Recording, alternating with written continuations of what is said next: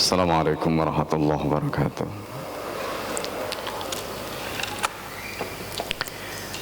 Bismillahirrahmanirrahim. Alhamdulillah. Wassalatu ala rasulillah wa ala alihi wa sahbihi wa mawalah. La hawla wa la quwwata illa billah. Rabbi shrah li sadri wa yassir li amri wa hlul 'uqdatam min lisani yafqahu qawli. Allahumma inna a'udzubika an a'dilla wa dalla silla wa zalla wa adlima wa adlama wa ajala wa yajjala alayya. Bapak Ibu dan saudara sekalian yang dimuliakan oleh Allah, alhamdulillah pada pagi hari ini kita diberikan oleh Allah Subhanahu wa taala kekuatan sehingga kita bisa melaksanakan salat subuh berjamaah. Dan pagi hari ini kita bisa melanjutkan kajian kitab Hayatus Sahabah. Pada pagi hari ini insyaallah ada dua bagian atau dua pembahasan yang kita akan bahas. Yang pertama adalah hadis yang diriwayatkan oleh Ibnu Asakir dari Ali bin Rabi'ah, atau riwayat yang diriwayatkan dari Ibnu Asakir dari Ali bin Rabi'ah, ma waqa'a baina Ali wa Ja'dah bin Hubairah fi dzalika, yaitu apa yang terjadi antara Ali, Sayyidina Ali karramallahu wajhah,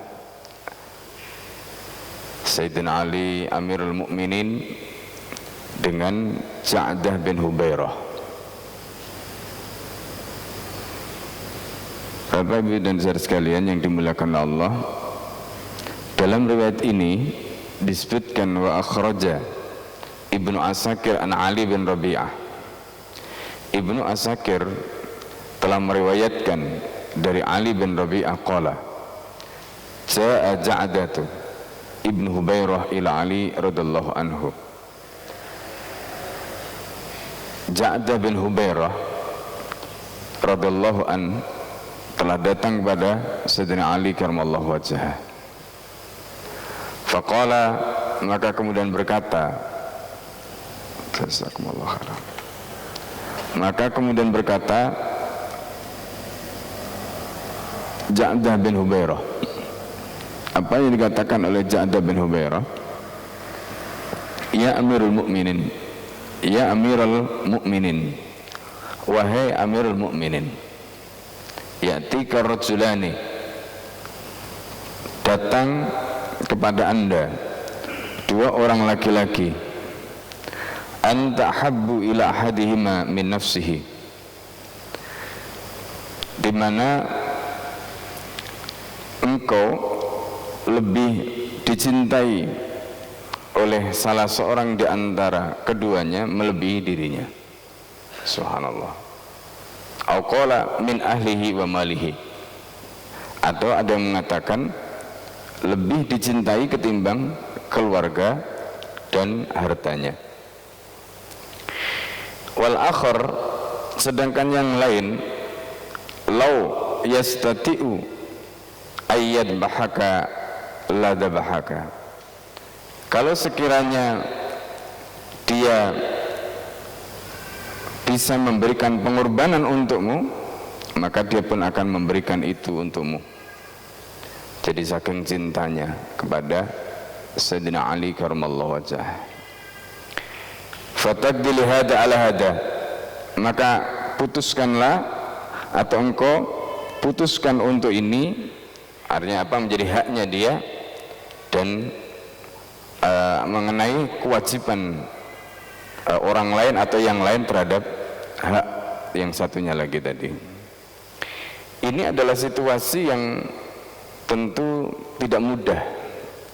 Orang yang punya kecintaan begitu luar biasa, orang yang punya perasaan kepada Amirul Mukminin, tetapi dalam menghadapi situasi seperti ini, Amirul Mukminin Ali bin Abi Thalib karramallahu wajhah kemudian melakukan apa?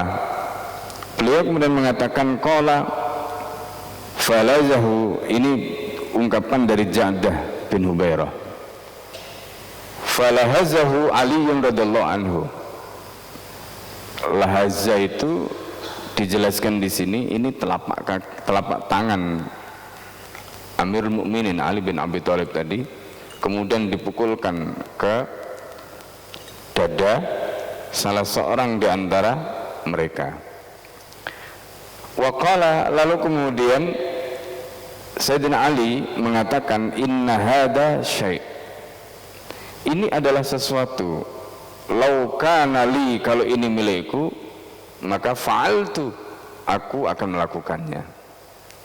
Walakin innama dha syai'in lillah, tetapi ini adalah sesuatu yang bukan milikku, tapi ini adalah miliknya Allah Subhanahu wa ta'ala. Dalam pembahasan yang lalu saya sudah sampaikan bahwa apapun yang kita miliki itu pada dasarnya bukan milik kita.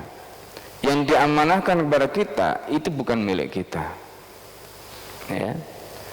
Kita punya mata, kita punya telinga, kita punya mulut, kita punya hidung, kita punya kaki.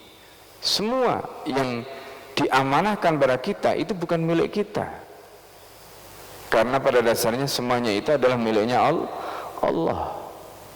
Maka di dalam surat Al-Hadid Allah sudah menyatakan, aminu billahi wa rasulihi wa anfiku mimma ja'alakum mustakhlafina fih, kata Allah. Berimanlah kalian kepada Allah dan Rasulnya, dan infakkan apa yang kamu telah dijadikan oleh Allah sebagai khalifahnya, wakilnya dalam perkara itu. Ayat ini menyebut kita ini sebagai mustakhlafin, orang yang diberi amanah oleh Allah, orang yang oleh Allah kita ini dijadikan sebagai wakilnya, khalifahnya untuk menjalankan amanahnya Allah. Apa amanahnya yang harus kita infakkan? Infak di sini tidak selalu berarti kita belanjakan, tapi juga bisa maknanya kita manfaatkan, kita gunakan. Kalau dalam konteks tadi, orang tadi diberikan hati, diberikan perasaan, ya. Hati dan perasaan itu dimiliki oleh kita. Lalu kemudian orang itu mencintai Amirul Mukminin melebihi dirinya sendiri, melebihi hartanya. Ya. Di situ sudah disebutkan termasuk melebihi keluarganya. Kemudian yang menarik dalam riwayat ini, kalau misalnya kita bicara dalam konteks orang dicintai orang lain melebihi dirinya, melebihi hartanya, melebihi keluarganya, senang nggak kira-kira? Senang, pasti senang. Tapi Sayyidina Ali tahu, ya, Sayyidina Ali tahu ketika hati itu memiliki rasa seperti itu, pertanyaannya kemudian, apakah beliau punya hak untuk dicintai sampai seperti itu ataukah tidak? Ini menjadi pertanyaan. Kalau Rasulullah iya, Rasulullah iya, karena di dalam hadis Nabi itu dijelaskan, la yu'minu ahadukum hatta akuna ahabba ilaihi min malihi. Yang pertama disebutkan min waladihi wa walidihi wa nasi ajmain. Dalam riwayat yang lain min waladihi wa walidihi wa walidihi wa malihi wa nasi ajmain. Tidaklah salah seorang di antara kalian beriman sehingga aku, kata Nabi, lebih dia cintai ketimbang anaknya, ketimbang orang tuanya, ketimbang seluruh orang. Dalam riwayat yang lain disebutkan, aku lebih dicintai ketimbang anaknya, ketimbang orang tuanya, ketimbang hartanya, dan ketimbang semua orang. Itu Rasulullah. Maka para sahabat, kita lihat bagaimana mereka memberikan cintanya itu kepada Nabi. Begitu luar biasa. Sebelum saya jelaskan, saya ingin sampaikan sedikit. Cinta di dalam hati manusia itu bisa muncul, penampakannya berbeda-beda. Dan manusia di dalam dirinya itu punya 3 naluri. Dari 3 naluri menghasilkan 3 cinta. Itu manusia. Nggak percaya, saya jelaskan. Ini dalam hati manusia, tapi cintanya bisa dibagi menjadi 3. Itu nanti disebutkan dalam Al-Quran, kul ingkana aba'ukum abna'ukum dan seterusnya itu. Nah, Bapak Ibu dan saudara sekalian yang dimuliakan Allah, cinta yang pertama itu adalah cinta yang muncul dari naluri yang disebut dengan survival instinct. Jadi manusia itu punya naluri mempertahankan diri. Karena itu kemudian dia punya cinta. Cinta kepada apa? Jabatan, cinta. Cinta kepada apa? Harta, cinta. Itu cinta semua. Cinta kepada kehormatan, dia pengen dihormati. Itu cinta. Cinta seperti ini itu muncul dari naluri mempertahankan diri atau survival instinct. Kemudian yang kedua itu adalah cinta yang muncul dari sexual instinct, naluri seksual. Misalnya kita cinta kepada istri, cinta kepada anak, cinta kepada orang tua kita. Itu semua adalah cinta yang muncul dari naluri yang disebut dengan ghorizatun naw atau sexual instinct. Nah, semua cinta tadi itu masih kalah dan harus dikalahkan dengan apa? Kalau kita perhatikan di dalam Al-Quran, ketika Allah di situ memberikan penjelasan ya kepada kita tentang bagaimana kita harus mendudukkan cinta tadi. Di dalam surat At-Taubah ayat 24, di situ disebutkan ada 3 cinta di dalam diri kita. Yang pertama, coba kita perhatikan, kul in kana aba'ukum wa abna'ukum wa ikhwanukum wa azwajukum wa ashiratukum. Ini 1. Jadi katakanlah Muhammad, jika orang-orang tua kamu, anak-anak kamu, saudara-saudara kamu, istri-istri kamu, keluarga-keluarga kamu, ini yang pertama, cinta yang muncul dari sexual instinct, naluri seksual atau yang disebut dengan ghorizatun naw. Kemudian yang kedua, wa amwalun iktaraftumuha, dan harta yang kalian sudah kumpulkan. Orang suka kepada harta, dia kemudian mengumpulkan harta itu. Wa tijaratun takhshawna kasadaha, kemudian pernikahan yang kalian takut kerugiannya, bangkrut dan sebagainya. Itu juga cinta, tapi cinta kepada harta, cinta kepada bisnis. Maka orang bekerja keras siang malam untuk mengumpulkan hartanya, itu cinta ya. Kemudian yang berikutnya adalah masakin tardawnaha, ada rumah-rumah mewah yang kita bangun, yang kita lebih sukai, lebih kita cintai. Cinta kepada apa? Cinta kepada harta, cinta kepada rumah mewah, cinta kepada ini cinta. Kemudian Allah mengatakan ahabba ilaikum, itu lebih kalian cintai minallahi wa rasulihi wa jihadin fi sabilihi, dan berjihad di jalan Allah. Fatarabbasu hatta ya'ti Allah bi amrih, maka tunggulah sampai Allah mendatangkan keputusannya. Cinta yang terakhir itu adalah cinta yang muncul dari naluri beragama yang disebut dengan gharizah tadayyun, naluri beragama. Cinta kepada Allah, cinta kepada Rasul, cinta kepada jihad, melebihi cinta kita kepada harta, melebihi cinta kita kepada bisnis kita, cinta kita kepada keluarga kita, cinta kita kepada anak kita. Artinya ada 3 cinta di dalam hati kita: cinta anak, cinta orang tua, cinta istri, cinta saudara, cinta keluarga. Itu cinta yang muncul dari naluri yang disebut dengan sexual instinct tadi. Kemudian cinta kepada harta, cinta kepada perniagaan, cinta kepada rumah, itu adalah cinta yang muncul dari apa? Muncul dari naluri survive. Orang itu ingin mempertahankan dirinya, eksistensinya, dan seterusnya tadi.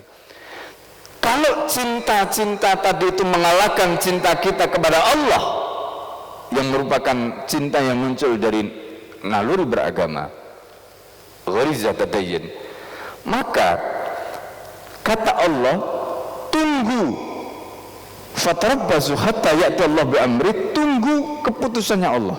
Maksudnya apa? Ini yang menjadi gambaran di dalam ayat tadi. Kita tidak boleh mendahulukan cinta kita kepada yang lain mengalahkan cinta kita kepada Allah, cinta kita kepada Rasul, cinta kita kepada titah Allah, yaitu jihad tadi. Tidak boleh. Kalau kemudian cinta kita kepada Allah, Rasul, dan jihad tadi kita kalahkan dengan cinta kita kepada yang lain tadi, maka Allah mengancam. Apa ancaman Allah? Fatarabbasu hatta ya'ti Allah bi amrih.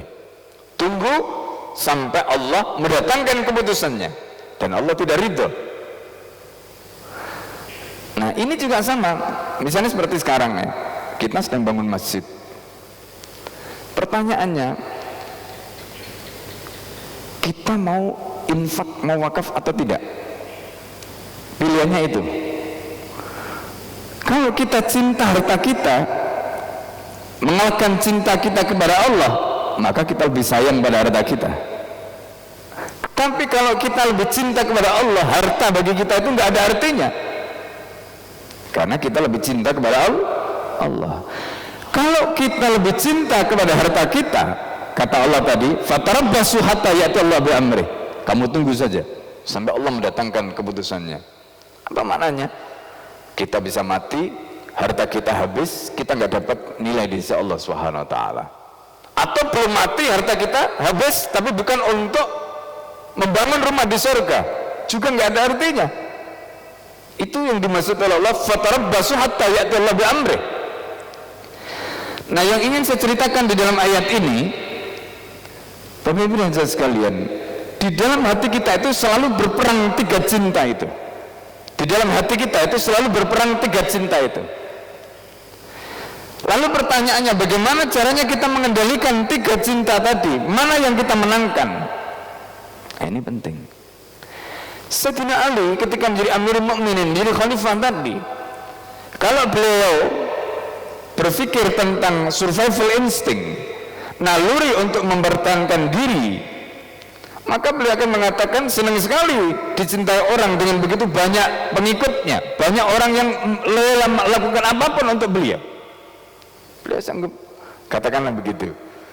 Tetapi kemudian Sayyidina Ali ini Masya Allah, menantu Nabi, Ahlul Bait, ya, beliau itu adalah orang yang zuhud luar biasa. Meskipun beliau mendapatkan nikmat yang begitu luar biasa tadi, tapi beliau tahu diri. Ini kalimat yang penting tadi yang beliau sampaikan, ya. Apa kalimatnya? Inna hada syai'un, ini adalah sesuatu.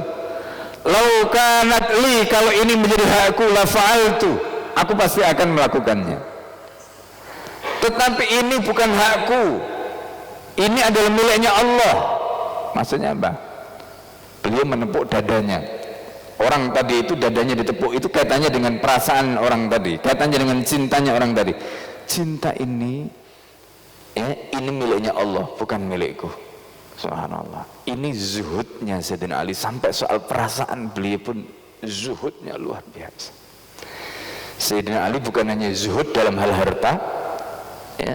Kalau kita perhatikan riwayat tadi di dalam kitab yang ditulis oleh Ibnu Asyakir, saya kutip kitab aslinya, itu peristiwa itu terjadi di Irak, ya, peristiwa itu terjadi di Irak.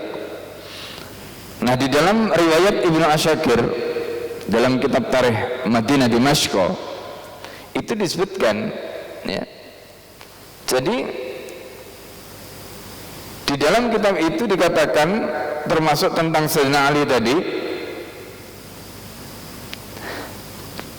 Di situ disebutkan bahwa Ali bin Abi Thalib karramallahu wajhah itu adalah orang yang masya Allah.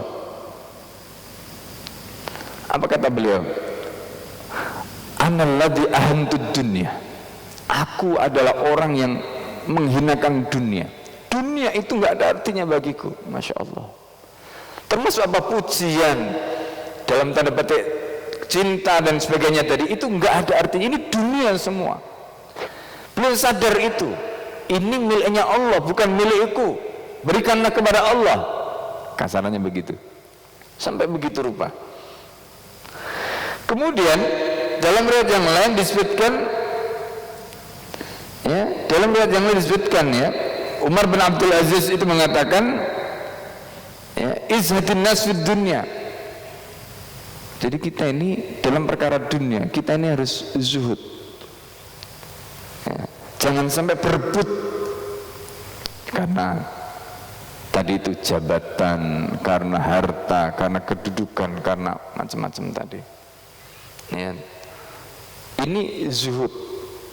Zuhud itu tidak berarti kita tidak boleh memiliki harta, boleh, tetapi jangan masukkan itu di dalam hati kita, karena semua itu adalah miliknya Allah. Kita ini hanya mendapatkan amanah dari Allah. Itu namanya zuhud. Jadi kalau Allah minta, misalnya berapapun harta kita diminta oleh Allah. Makanya kemarin saya bilang kepada panitia, nggak usah khawatir kalau kita mengurus urusannya Allah. Ya, nggak usah khawatir kalau kita mengurus urusannya Allah. Kenapa saya katakan begitu? Saya bilang ini bukan soal konsep lagi, tapi saya sekarang kebetulan juga sedang membangun pesantren, dan kalau boleh saya katakan kita bicara dalam konteks mengurus urusannya Allah itu harus menggunakan jurus langit, nggak bisa pakai jurus bumi, ya, harus pakai jurus langit, nggak bisa pakai jurus bumi.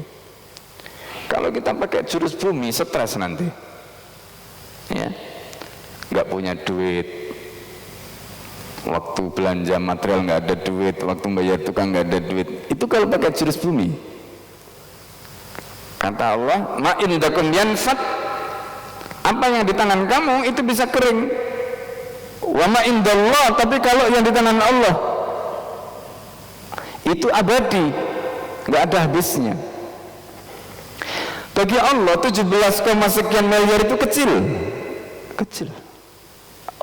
Allah yang memiliki dunia dan isinya kecil, gitu. Dan kalau Allah mau menyelesaikan itu semua kecil bagi Allah. Cuma tidak mungkin tiba-tiba Allah bangun masjid sendiri, tidak mungkin. Terus masjid turun dari langit blok jadi seperti itu, nggak mungkin. Di sini kemudian kita diperintahkan oleh Allah. Apa tugas kita? Pertama, membersihkan hati kita. Membersihkan hati kita. Kalau kita ngurus urusannya Allah, kita harus bersihkan hati kita.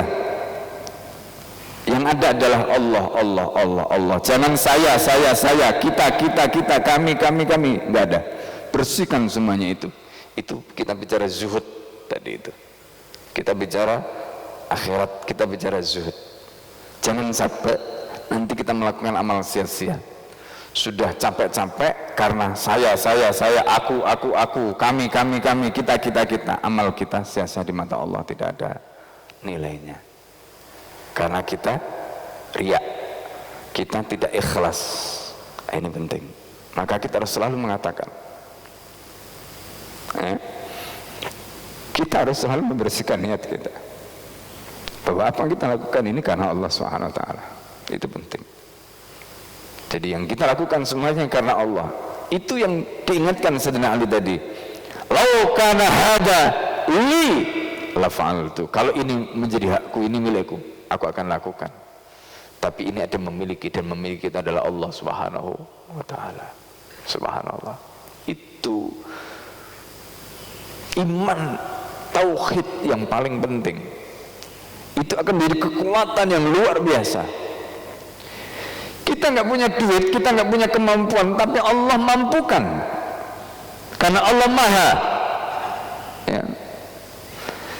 Karena itu, apa yang kita lakukan hari ini itu seperti Maryam yang sedang hamil tua,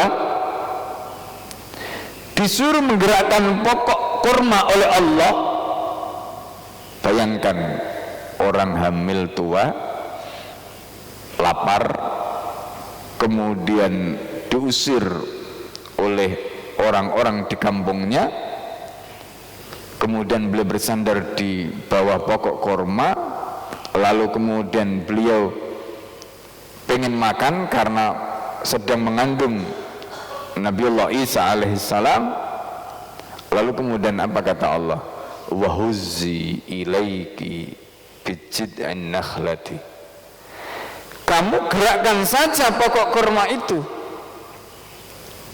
Maryam bingung, gimana orang hamil disuruh menggerakkan pokok kurma?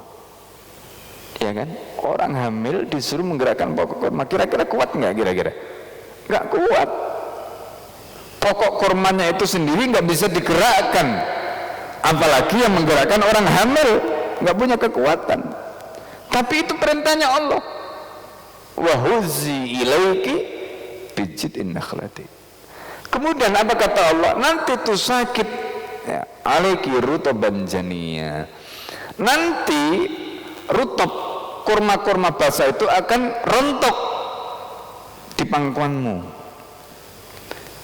Urusan merontokkan kurma basah itu bukan urusanmu, bukan pekerjaanmu, itu pekerjaannya Allah. Ya. Nah, kalau kita berpikir membangun rumahnya Allah itu begitu mestinya.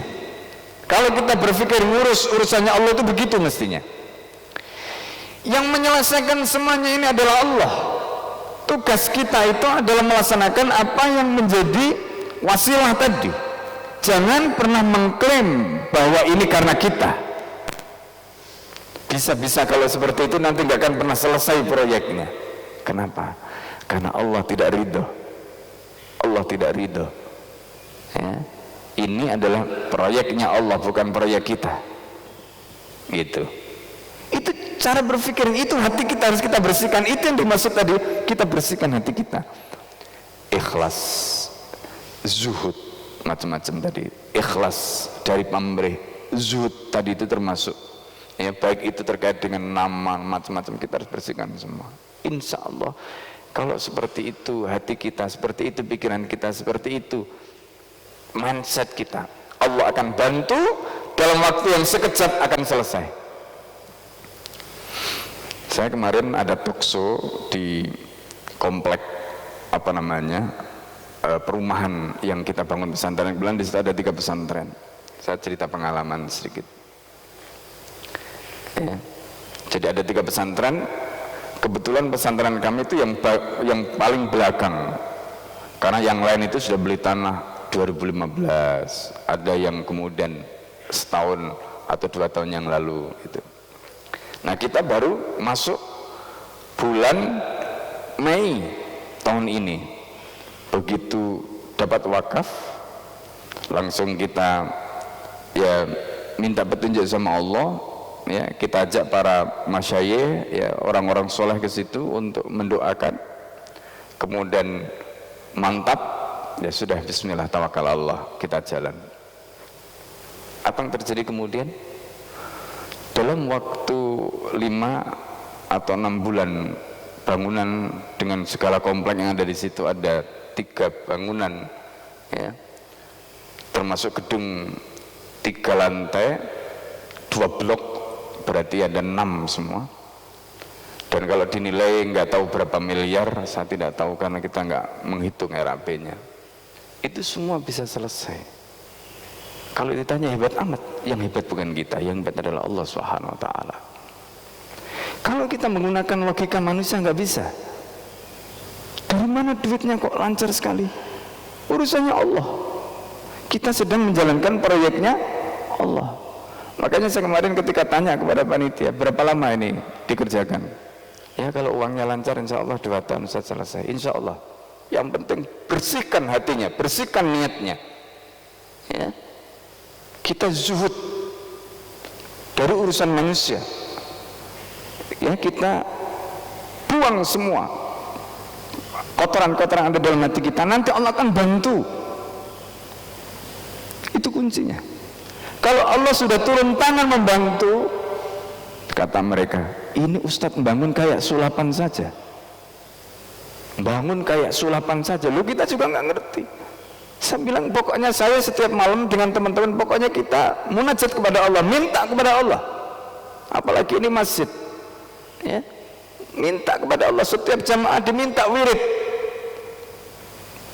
ya, minta kepada Allah.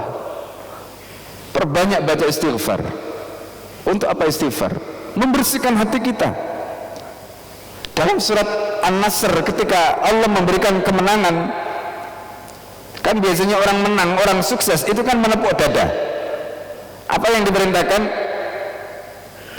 Idza jaa nasrullahi wal fath wa ra'aitan nasa yadkhuluna fi dinillahi afwaja. Apa kata Allah? Fasabbih bihamdi rabbika wastaghfirhu. Kenapa perintahnya istighfar? Karena biasanya orang yang berhasil itu dia akan mengatakan, oh ini karena saya. Maka Allah perintahkan supaya istighfar. Enggak, yang memberikan kemenangan itu Allah, yang memberikan keberhasilan itu Allah. Maka kita disuruh istighfar. Karena itu di antara amalan yang akan memudahkan ikhtiar kita istighfar. Perbanyak istighfar pada Allah. Ya. Itu diantaranya yang kita ijazahkan kepada para santri, istighfar setiap malam minimal 100 kali. Karena itu ijazah langsung dari Rasulullah SAW. Wa inni la astaghfirullah mi'ata marrah fi yaumin wa lailah. Dan aku sungguh telah memohon ampunan kepada Allah 100 kali dalam sehari semalam. Itu Rasulullah. Kalau mau ditambah silakan. Yang kedua, perbanyak salawat. Ya, banyak salawat, insya Allah. Yang ketiga, sandarkan hati kita kepada Allah tadi dengan memperbanyak doa atau membaca Asmaul Husna. Ya Fattah, Ya Razzaq, Ya Kafi, Ya Mughni. Ya Fattah itu zat yang membuka, Ya Razzaq zat yang memberi rezeki, Ya Kafi yang mencukupi, Ya Mughni yang membuat kita kaya. Yang kaya bukan kita, yang kaya Allah. Yang menciptakan itu adalah Allah, yang punya rezeki Allah, yang membuka semua pintu-pintu itu adalah Allah.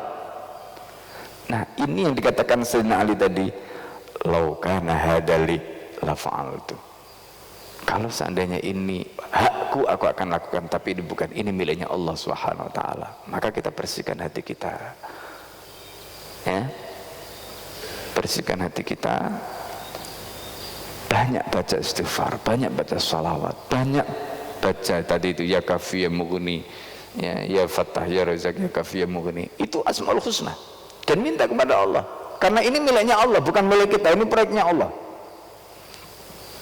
Nah, ini zuhud dalam konteks hati. Sampai begitu Sayyidina Ali mengajarkan pada kita. Zuhud dalam konteks hati tadi. Masya Allah. Beliau gak gila apa namanya, pujian, gak gila hormat. Padahal beliau itu kurang apa coba? Ana madinatul ilmi wa aliyun babuha. Aku adalah kotanya ilmu dan Ali itu pintunya. Siapa yang ingin masuk ke kota ilmu itu maka dia harus melalui Ali. Itu Nabi. Rasulullah juga mengatakan alim al-haq. Ali itu selalu bersama kebenaran. Sayyidina Ali, orangnya zuhud. Ya Masya Allah. Bahkan Sayyidina Ali satu ketika mengatakan, ya dunya ghurri ghairihi. Wahai dunia, kamu serang yang lain. Wala taghurruni, jangan menyerang aku, percuma. Subhanallah. Sayyidina Ali, saking zuhudnya. Dunia itu sampai di ultimatum kayak begitu. Kamu nyerang yang lain saja, jangan menyerang aku. Itu Sayyidina Ali. Ya, ini manusia yang luar biasa. Didikan Rasulullah, binaan Rasulullah sejak kecil. Dididik di rumah Rasulullah, diambil menjadi menantunya, diberikan wanita yang paling dicintai oleh Rasulullah sallallahu alaihi wasallam. Itu Sayyidina Ali bin Abi Thalib, Sayyidina Ali Amirul Mukminin. Jadi Bapak Ibu dan saudara sekalian, ini pelajaran penting bagi kita. Ya. Makanya kalau saya ditanya apa rahasia kesuksesan, rahasia kesuksesan itu kembali kepada pertama, itu yang paling besar pengaruhnya itu adalah hati, keikhlasan, kebersihan hati. Itu rahasia paling besar. Ya, rahasia paling besar. Dan setan itu pertama kali itu nembusnya di sini. Ya, itu setan, itu nembusnya di sini. Ini makanya kita harus jaga betul ya hati kita. Kemudian hadis yang kedua, hadis Al-Asbagh bin Nabatah. Dalam hal ini, wa akhraja Abu Baid fil Amwal an Al-Asbagh bin Nabatah. Qala, Abu Baid di dalam kitab Al-Amwal dari Al-Asbagh bin Nabatah berkata, kharajtu ma'ali bin Abi Thalib radhiyallahu anhu ila suq. Aku keluar bersama Ali bin Abi Thalib ke pasar. Fara'a ala suq qad jawazu amkinatahum.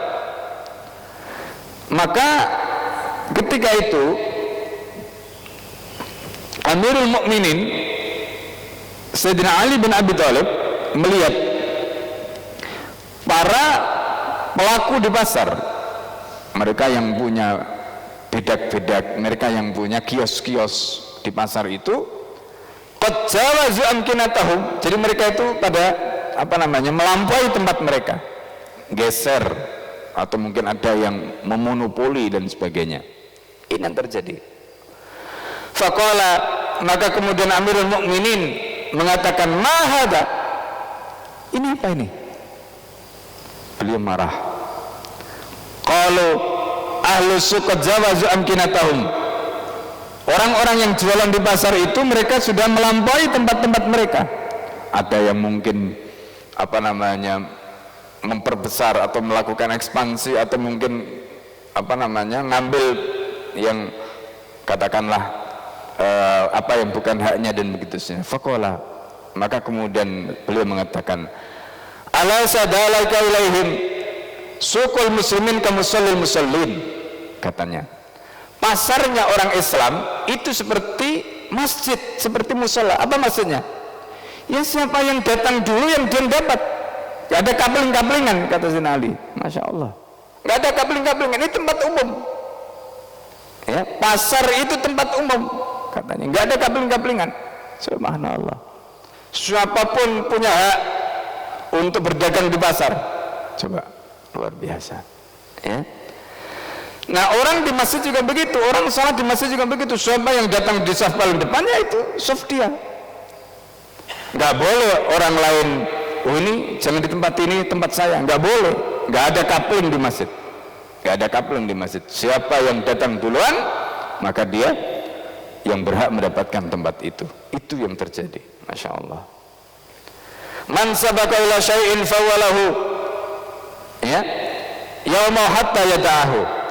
Siapa yang mendahului sampai di situ, maka itu adalah hak dia, dan itu hak dia pada hari itu, hatta yada'ahu, sehingga dia meninggalkan tempat itu.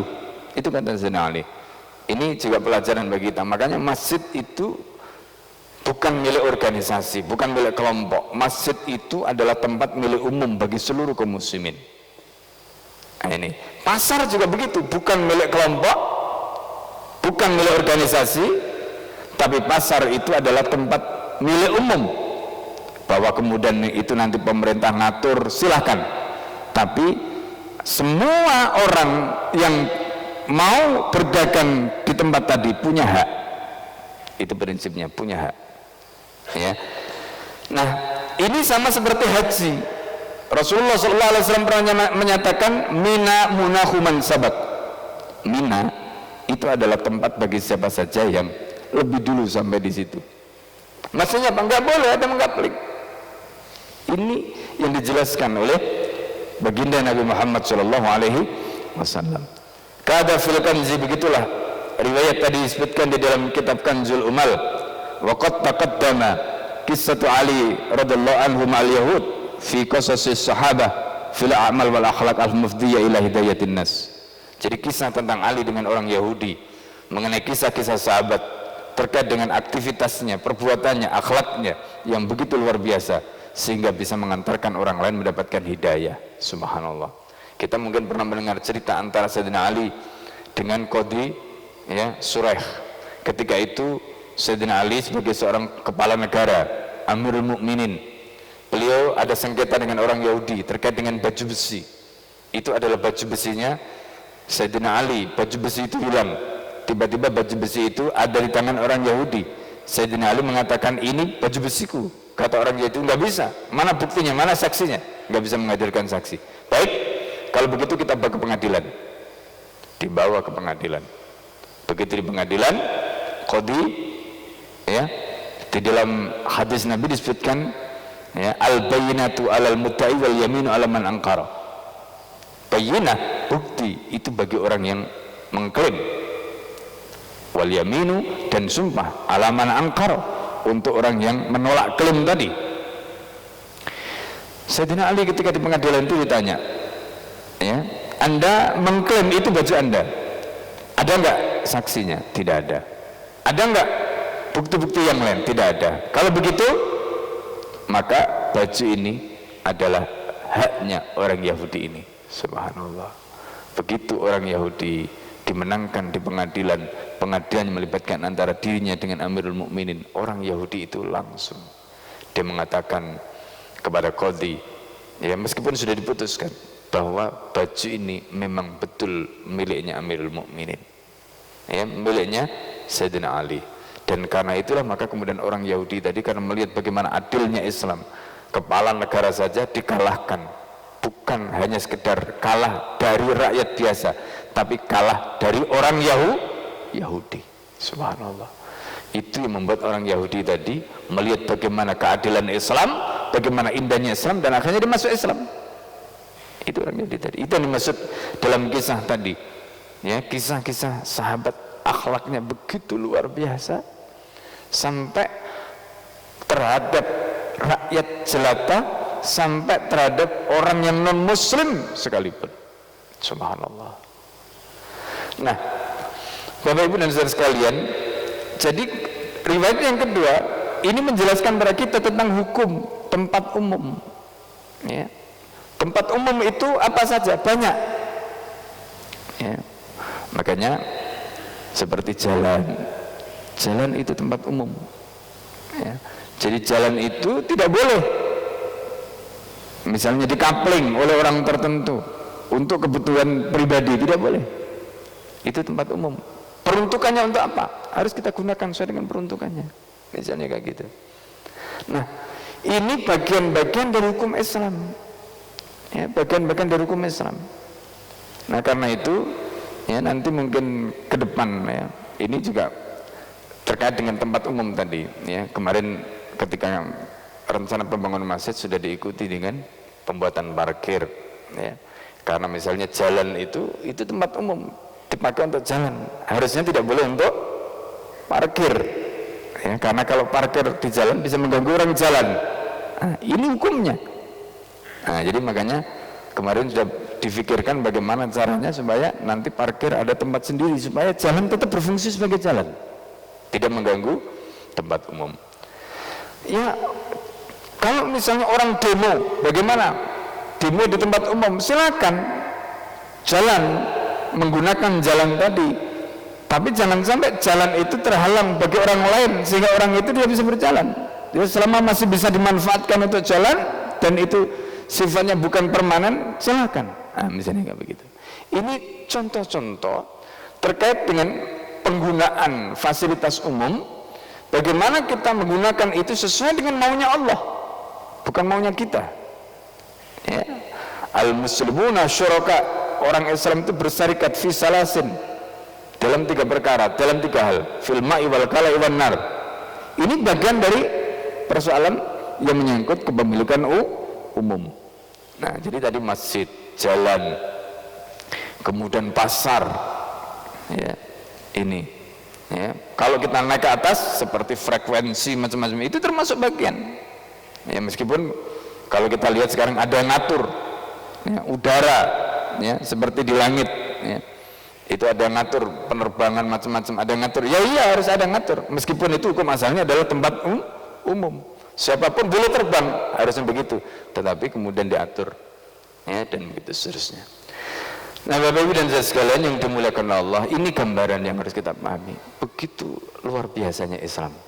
Detil, semua diatur dan adil.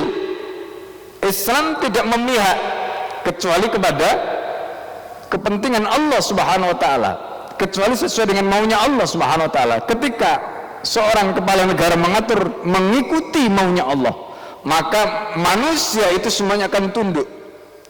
Tapi kalau mengatur sesuai dengan maunya dia, maunya kroninya, maunya kelompoknya, maunya teman-teman dia, maka nanti akan mulai muncul perpecahan, gesekan, konflik. Itu tidak jadi. Jadi di sini pentingnya, kenapa tadi saya sampaikan surat Al-Hadid ketika Allah menyatakan wa anfiqu mimma ja'alakum mustakhlafina fihi, itu supaya kita menggunakan semua yang Allah titipkan pada kita ini mengikuti maunya Allah Subhanahu wa taala.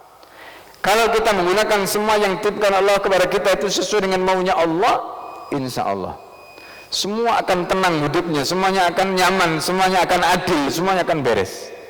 Tapi begitu kita, ya, menggunakan semuanya tadi tidak sesuai dengan maunya Allah, maka muncul konflik kepentingan. Yang ini pengen begini, yang ini pengen begini, yang ini pengen begini, gak pernah ketemu. Kenapa? Karena yang membuat aturan adalah yang punya kepentingan. Tapi kalau mengikuti aturannya Allah, semua ikut. Allah tidak punya kepentingan pada kita kecuali untuk kebaikan kita. Selesai. Nah, di sini pentingnya kita kembalikan semuanya kepada maunya Allah. Kalau semuanya kembali kepada maunya Allah, semua akan tentram, semuanya akan bahagia, semuanya akan adil, tidak ada yang didolimi. Wa ma rabbuka bidzallamin lil abid. Tuhan kamu tidak pernah melakukan kedoliman pada hambanya. Allah tidak dolim, ya. Allah tidak pernah dolim kepada kita. Nah, ini garis besarnya.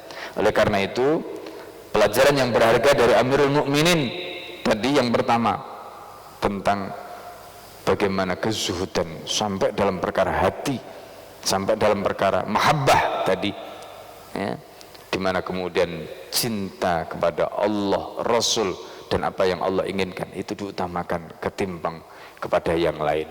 Ini yang luar biasa. Yang kedua, pelajaran yang berharga bagaimana ketika beliau menjadi seorang kepala negara, menjadikan apa menjadi haknya umat publik tadi itu, muslim non muslim semua dilindungi, karena semuanya mendapatkan kesempatan yang sama, ya. Apalagi dalam perkara di luar ibadah mereka sama, muslim non muslim diperlakukan sama. Dalam perkara ibadah masing-masing dihargai sesuai dengan keyakinannya. Itu Islam, ya. Karena itu di pasar muslim non muslim silakan bisnis bareng, mereka jualan bareng di situ nggak ada masalah.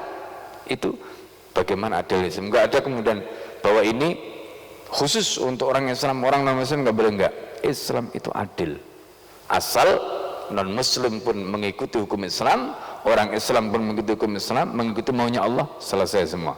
Orang non muslim bisnis silakan tapi ikut maunya Allah, orang Islam bisnis silakan tapi ikut maunya Allah, selesai semua. Lalu apa bisa orang non muslim bisnis sesuai dengan maunya Allah? Bisa. Wong agama mereka nggak ngatur kok soal bisnis, agama mereka hanya ngatur soal akhirat, dan Islam tidak intervensi dalam urusan ibadah mereka, tapi Islam mengatur urusan kehidupan mereka. Dan kalau mereka diatur dengan urusan Islam seperti tadi, insya Allah mereka akan mendapatkan keadilan yang luar biasa. Ini pelajaran yang paling berharga dalam kehidupan sahabat Nabi, dalam kehidupan menantu Rasulullah SAW tadi. Saya kira itu pelajaran yang bisa kita ambil pada pagi hari ini. Semoga kita banyak mendapatkan manfaat, mendapatkan keberkahan, mendapatkan faedah dari apa yang kita kaji, dan lebih dari itu semoga ini bisa menjadi pedoman hidup kita bisa amalkan, bisa membangun mindset kita, dan kemudian pada akhirnya karena semuanya itu kita dikumpulkan oleh Allah bersama mereka di dalam jannah. Amin amin ya rabbal alamin. Sebelum saya akhiri karena sudah masuk waktu syuruk, mungkin ada yang bertanya atau menyampaikan sesuatu, saya persilahkan. Tidak ada? Baik, kalau tidak ada mari kita tutup majelis kita dengan membaca doa kafaratul majelis bersama-sama. Subhanakallahumma wa bihamdika asyhadu an la ilaha illa anta astaghfiruka.